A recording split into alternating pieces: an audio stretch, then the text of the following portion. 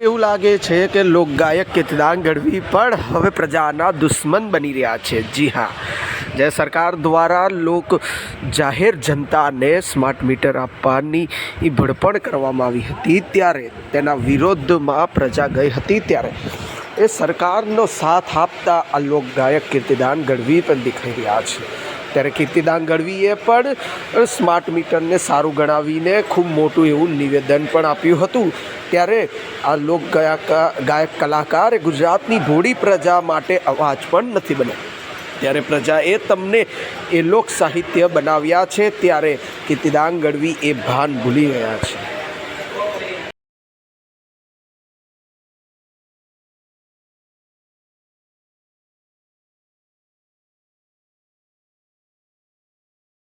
નમસ્કાર મિત્રો, જય માતા જય મંગલ। હું છું આપનો દોસ્ત કીર્તિદાન ગઢવી। પીજીવીસીએલ ની મેં મુલાકાત લીધી અને મને જાણવા મળ્યું કે ગુજરાતમાં પીજીવીસીએલ દ્વારા સ્માર્ટ મીટરનું લોન્ચિંગ થઈ ગયું છે।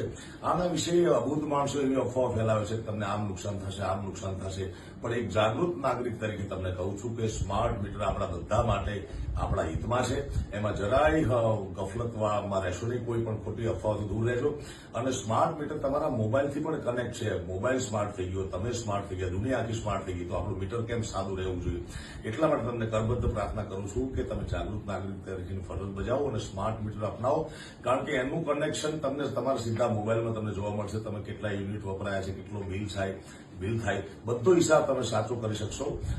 માટે તમને કરબદ્ધ પ્રાર્થના છે કે ખોટી અફવાઓથી દૂર રહીએ અને સ્માર્ટ મીટર અપનાવીએ। ધન્યવાદ।